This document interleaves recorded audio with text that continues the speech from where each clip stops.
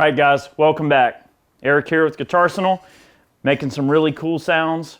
It's a very, very special amplifier, very unique, extremely uncommon.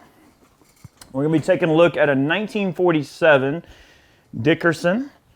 So this particular amp was one that would have came with like a lap steel guitar, some of the pedal steels that Dickerson was putting out. This sort of predates Magnatone. So it would be considered an early Magnatone amplifier. Dickerson is kind of in that same line. Very, very simple. It's like 4 watts of output into a little 8-inch speaker.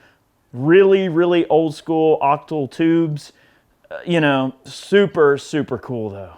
And it sounds surprisingly good. The speaker in this thing sounds good. As far as I know, it is the original speaker that is in this amplifier. Here's the naked amp. We had the Hudson Electronic sidecar going there in the intro, getting some nice crunchy sounds. Surprisingly good out of such a small amp. We're going to see how it records. Maybe it sounds good. Here's the naked amplifier on the neck pickup. This is a 52 custom shop Tele with Barden Gatton T pickups. Let's give it a listen.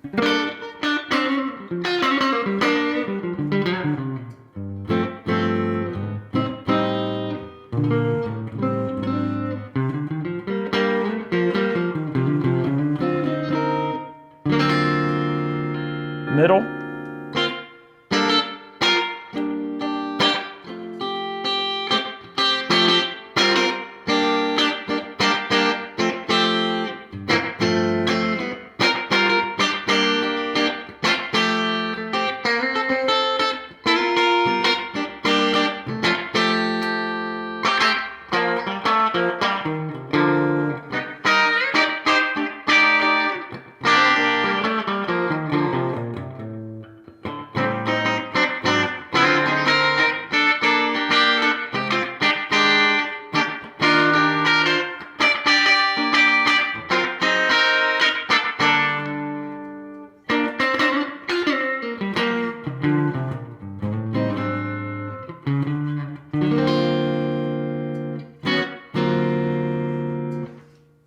So a very sedate sound, just on its own. Maybe, for that kind of honky little country thing, or just a real old school sound, it can definitely get into that territory. It doesn't have any grind. I mean, you can hit it real hard. It tries to break up.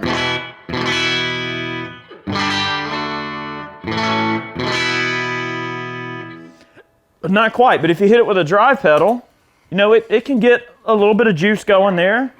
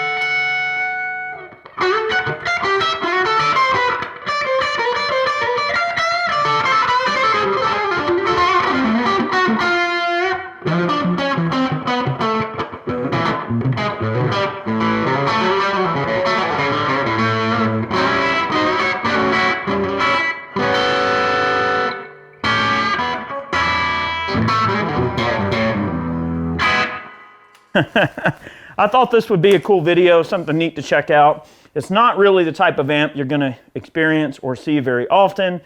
And like for a modern player who's looking for a studio tool, probably not a great studio amp, but we'll see how it records. Maybe.